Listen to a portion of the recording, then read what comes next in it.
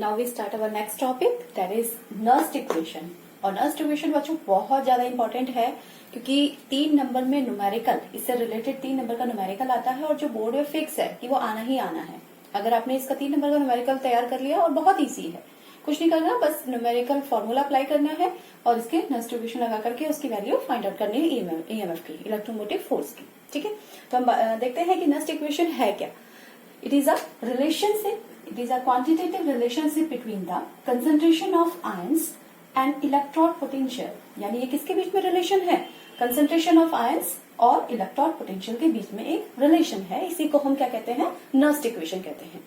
अब इसका जनरलाइजेशन क्या है?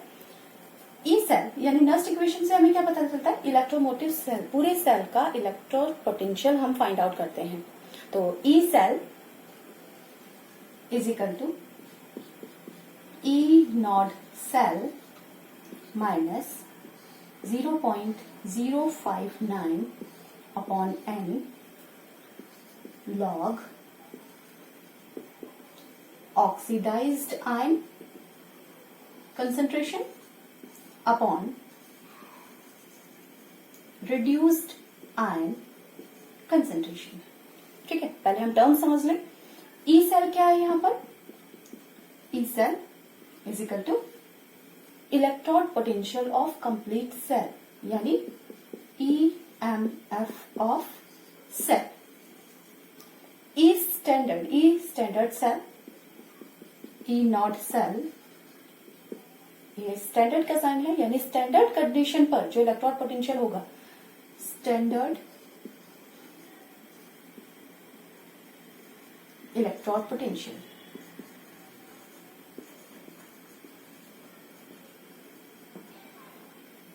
और स्टैंडर्ड इलेक्ट्रॉड पोटेंशियल हम कैसे फाइंड आउट करते हैं? अभी हमने देखा था ई कैथोड माइनस ई एनोड। इस फॉर्मूले से हम E not cell find out कर सकते हैं। एन क्या है यहाँ पर? नंबर ऑफ इलेक्ट्रॉन ट्रांसफर यानी कितने इलेक्ट्रॉन्स जो हैं वो एक साइड से दूसरी साइड में जा रहे हैं, मूव कर रहे हैं, यानी कितने इलेक्ट्रॉनों का ऑक्सीडेशन या कितने इलेक्ट्रॉनों का जो है वो रिएक्शन हो रहा है। तो कितने इलेक्ट्रॉन मूव कर रहे हैं ये हमें कौन बता रहा है? एन बता रहा है, यानी number of electrons transfer log oxidised ion. अब देखो ऑक्सीडाइज्ड आयन क्या हुए? वो आयन जिसका ऑक्सीडेशन हो रहा हो, यानी एनोड पर जो आयन होगा वो क्या होगा? हमारा ऑक्सीडाइज्ड आयन होगा। और रिड्यूस आयन जो रिड्यूस हो रहा हो, यानी रिड्यूस आयन कौन सा होगा? जो कैथोड पर प्रेजेंट होगा। तो यहाँ और ये ब्रैकेट साइन क्या दिखा रहा है? इसकी कंसंट्रेशन को। फॉर्मूले में, क्वेश्चन में तुम्हें कंसंट्रेशन गिवन होगी, वो कंसंट्रेशन हमको यहाँ पर पुट अप करनी है। ठीक है, तो ऑक्सीडाइज्ड आयन पर हमें क्या रखना है? Concentration of the anode ion and reduce ion नीचे क्या लिखना है इसके? Concentration of the cathodic ion. ठीक है,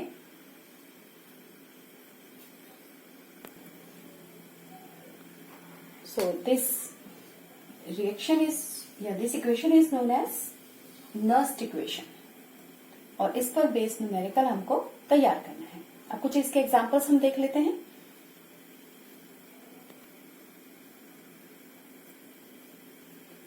राइटिंग नर्स्ट इक्वेशन, किस तरीके से हमें कोई इक्वेशन या कोई सेल रिप्रेजेंटेशन दिया हुआ है या कोई रिएक्शन दी हुई है तो उसके बेस पे हमें नर्स्ट इक्वेशन लिखना है। न्यूमेरिकल में भी 1 मार्क्स का जो स्टेप होगा वो यही होगा कि right the Nernst equation for the reaction. ठीक है, तो एक सिंपल एक एग्जांपल हम लेते हैं डैनियल सेल का।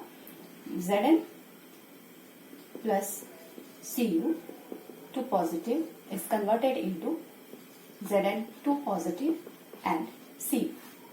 ठीक है, तो Zn यहां पर जिंक जो है वो Zn+2 में कन्वर्ट हो रहा है, यानी इसका क्या हो रहा है? ऑक्सीडेशन। और कॉपर जो है Cu2+ वो Cu में कन्वर्ट हो रहा है, यानी इसका क्या हो रहा है यहाँ पर? रिडक्शन। ठीक है, और हमने देख लिया कि ऑक्सीडेशन किसका हो रहा है? जिंक का, यानी इसको हम लेफ्ट साइड में लेंगे।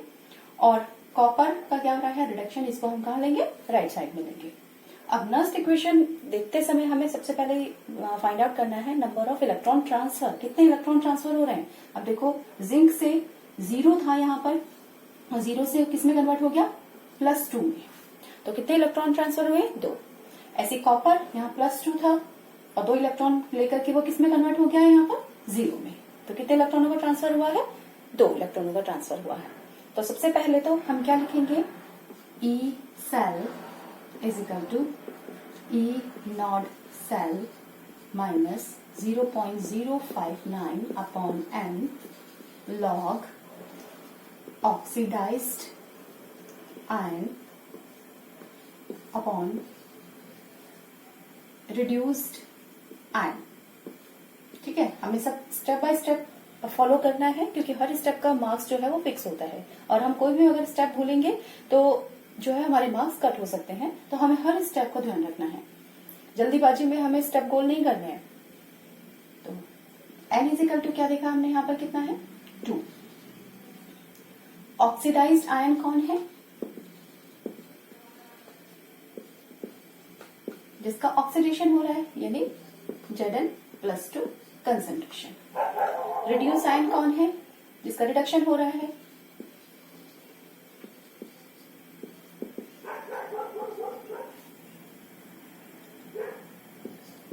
Cu2+।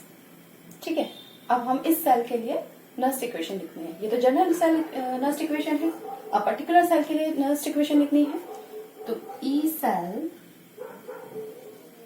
Is equal to E not cell minus 0.059 upon 2 log oxidation किसका हुआ, Zn का, Zn2 positive concentration upon Cu2 positive concentration.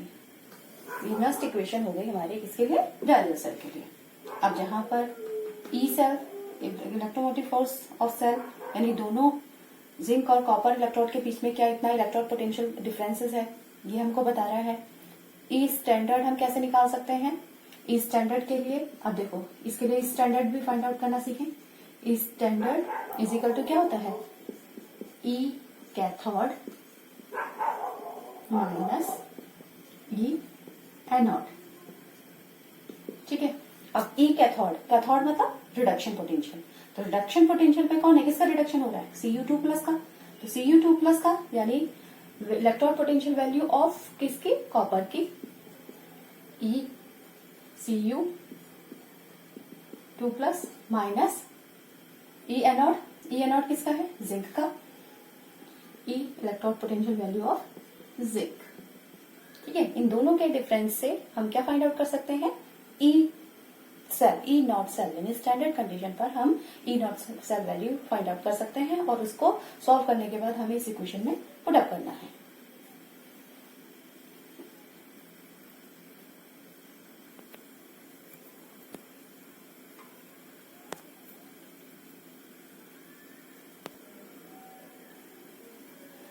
So let us take an example related to the Nernst equation. Represent the cell in which the following reaction take place. एक cell दिया हुआ है जिसमें ये reactions हो रही है, Mg+2Ag+, जिसकी कंसंट्रेशन कितनी दी हुई है, 0.0001 molarity is converted into Mg2+, और इसकी कंसंट्रेशन कितनी दी हुई है, 0.130 मोलैरिटी प्लस 2Ag। ठीक है, calculate the E cell.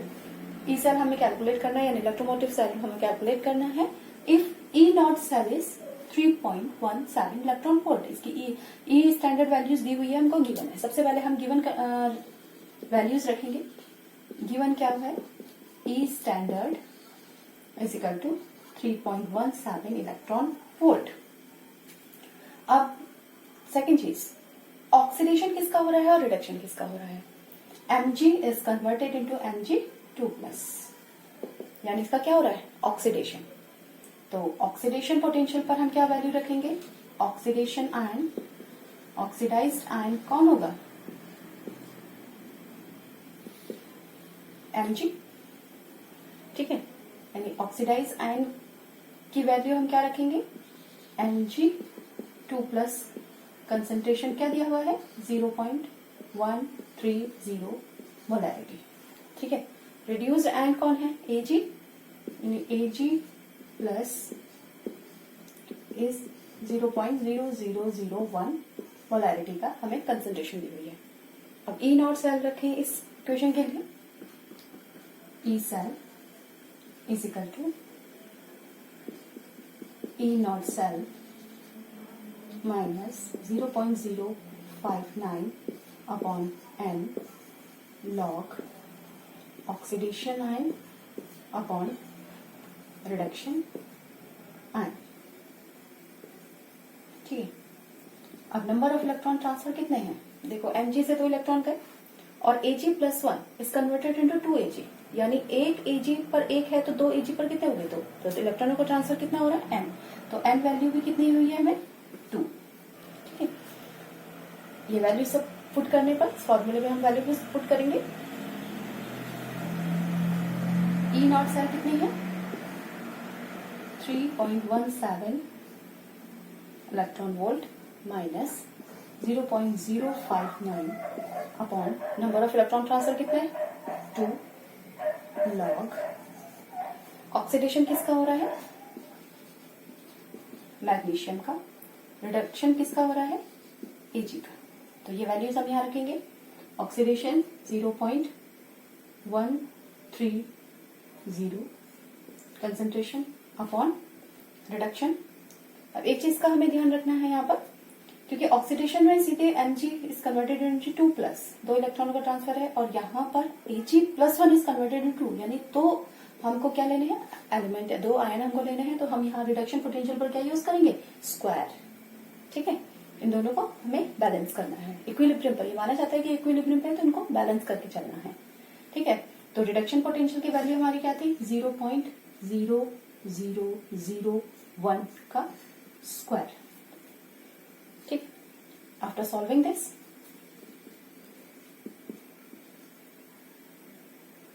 Minus 0.059 upon 2 log 0.130 upon 0.00, या हम इसको क्या लिख सकते हैं? 0.001 को हम 10 टू पावर -8 ये लिख सकते हैं। ठीक है, माइनस 0. या इसकी लॉग वैल्यू देखने के बाद, इसको सॉल्व करने के बाद हमें क्या मिलेगा? 0.21। तो ई सेल क्या मिला हमें? E cell is equal to 2.96 volt. ठीक है, ये इसका आंसर होगा।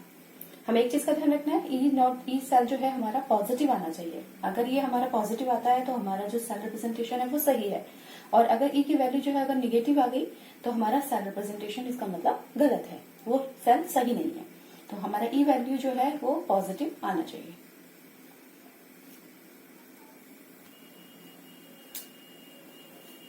एक एग्जांपल और लेते हैं। Write the Nernst equation and EMF of the cell Mg solid is converted into Mg2 plus, which concentration is 0.001 m. Cu2 positive is converted into Cu. Its concentration is 0.001 m molarity. ठीक है, electron potential reduction electron potential for magnesium कितना दिया हुआ है? -2.37, and electron potential for copper is 0.34 volt. सबसे पहले हमें Nernst equation लिखनी है इस सेल के लिए। तो नर्स्ट इक्वेशन लिखने के लिए E cell is equal to E not cell minus 0.059 upon, अब देखो नंबर ऑफ इलेक्ट्रॉन ट्रांसफर कितने हैं, कितने इलेक्ट्रॉन ट्रांसफर हो रहे हैं। ठीक है, तो यहां से अभी तो हम इसको n लिखते हैं, अभी हम देखेंगे कितने नंबर ऑफ इलेक्ट्रॉन ट्रांसफर हो रहे हैं। n log oxidation upon reduction आया। तो ऑक्सीडेशन कितना है? किसका हो रहा है ऑक्सीडेशन? अभी हमें सिर्फ सिंपल नर्स्ट इक्वेशन लिखनी है, वैल्यू पुट नहीं करनी है। तो Mg 2+ का क्या हो रहा है, ऑक्सीडेशन हो रहा है, ये ऑक्सीडाइज आयन है। और रिड्यूस्ड आयन कौन है हमारा, Cu2+ रिड्यूस आयन है। ठीक है, अब हम वैल्यू निकालेंगे E0 सेल की। इस बार हमें E0 सेल की वैल्यू नहीं दी हुई है, बल्कि क्या दिया हुआ है, 2 इलेक्ट्रॉन पोटेंशियल दे दिए हुए हैं कॉपर और मैग्नीशियम के लिए। इन दोनों की हेल्प से हम क्या निकाल सकते हैं, E स्टैंडर्ड ऑफ सेल। ठीक है, यानी कैथोड माइनस एनोड। हम जानते हैं E cathode minus E anode.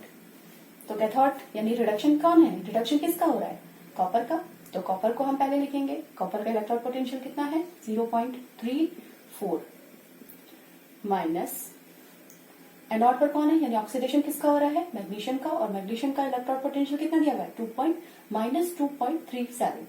तो -2.37।